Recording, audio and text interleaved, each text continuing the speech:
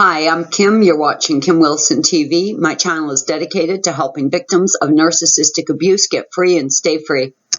I'm doing this video today by special request from a friend here at our channel who has asked me to discuss the drama. Now, drama seems like a really tiny, tiny word to describe the utter insanity, the unleashing of hell, the absolute explosion of chaos that we are relentlessly combating, the relentless end of fires that we are made to stomp out.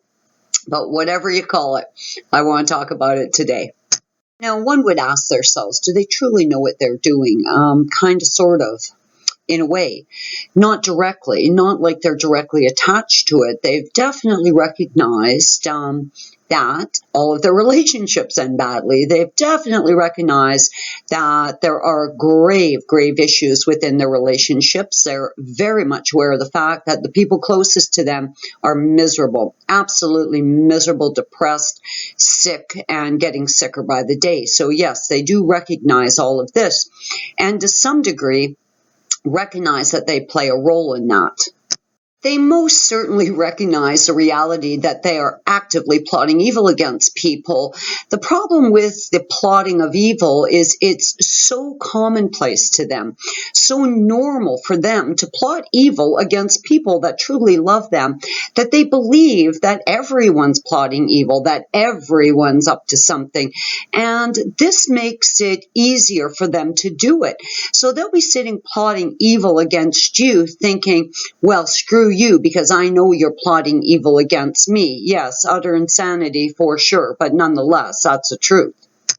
Do they really recognize how deeply hurt we are, how sad we are, how miserable we are in their company? Well, you know what? It'd be hard to miss, because when someone is truly saddened, truly suffering from soul sickness, post-traumatic stress disorder, physical symptoms are starting to show up, come on, how could they miss it? Sure, they know. And to some degree, they do recognize that they are somehow linked to it. They're unable to admit to themselves that they are the cause of it. We've always got to go back to the fact that we're dealing with gravely, gravely broken individuals. These entities are absolutely shame-based at their core. They morbidly fear abandonment. And with the abandonment being so far out in the forefront in their lives, they're constantly thinking about the abandonment. So they get stuck in this cycle, this looping, slaves to their agenda. So because they so seriously, deeply have internalized the delusional idea that we are going to abandon them, the anticipation of this abandonment is just too much for them to handle. So they push for it and push for it and push for it, almost like this impending doom that they just want to get behind them. There's a real problem with that for us, because as empaths, we have definitely recognized that there's something gravely wrong with our partners. We love our partners. We want to see our partners do well. But for empaths, we're going to take it that little bit further, where we're not going to have clearly defined boundaries, because we're thinking, oh my God, who would leave a sick partner? What type of a person wouldn't help someone you loved when they were sick? Now, for many people, non-empaths, they're going to see these behaviors. They're going to draw a line. And when the narc steps over it, they're going to slam that boundary down and just cut them off. And that's why they target empaths, because we are going to show more empathy. We are going to show more compassion. We are going to start to assume the responsibility for their poor behavior.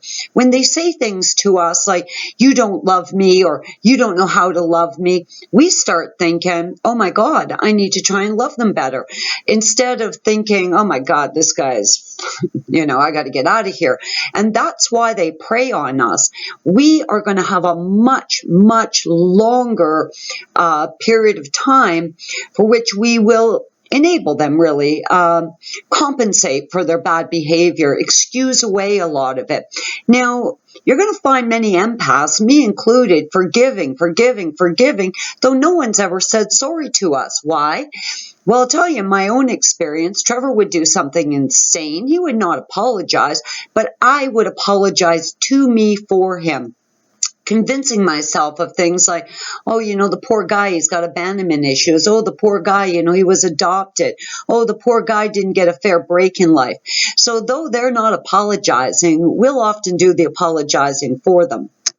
Now, I don't know how each of you were affected. I know as a collective, we have definitely shared an experience that is outrageously similar. But what I found as far as the drama or the chaos goes is there would be like a big explosion. He would do something epically insane. And then there would be a period of time where he would be licking his wounds. I'd be shaking like a leaf, but he'd be licking his wounds. He'd recoil into his shame and into his guilt. And, he would ponder that for a minute and then find a way to blame all of it on me, and he'd pop back up again. Now, during those down periods, those dormant times when he had recoiled or was, trying to figure out how he would twist things to make it appear to be my fault. You could call those kind of quiet times. Were we in a constant state of chaos? Well, again, kind of, sort of. There wasn't constant explosions, but between one event to the next event to the next event, what would appear to be kind of calm time was actually me shaking like a leaf on eggshells, just waiting for the next shoe to drop. So there was never a time of peace for me. So even between the big events, I was still terrorized. So for me, the drama, the chaos seemed to just be one continuous, endless flow of bullshit.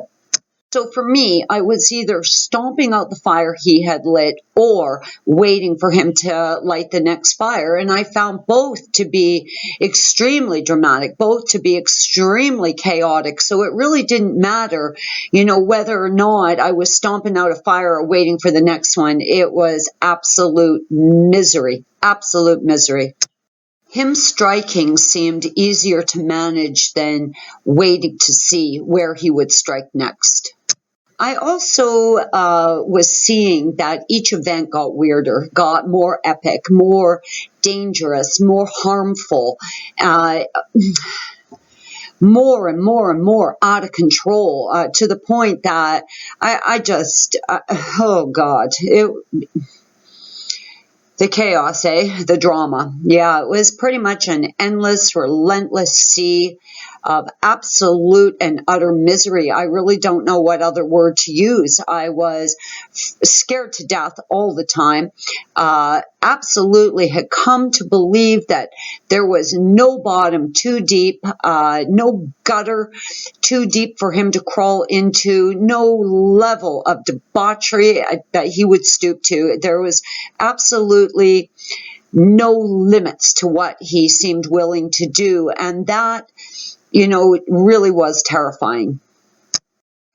By the time 5 years later, Trevor got around to committing the final act of indecency against me, I'd absolutely had enough.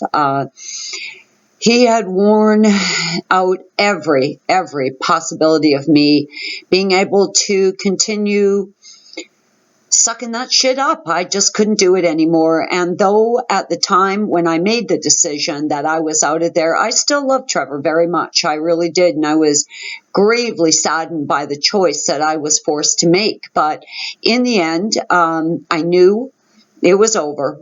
I knew I was leaving, and I was leaving for good. And at that point, it was my intention, as it is today, to never lay eyes on that rotten piece of shit again. And am I happy about it? Of course, I'm not happy about it.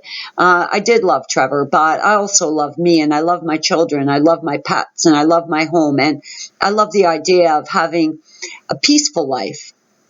I really love the idea of living in a chaos-free, drama-free environment. I will say I've been gone now about 10 months, and I've not had one weird event since he's been gone. Life with him was so difficult, and I'm finding life to be really easy to live now. I'm Kim. You're watching Kim Wilson TV. I hope you guys are having a great narc-free day.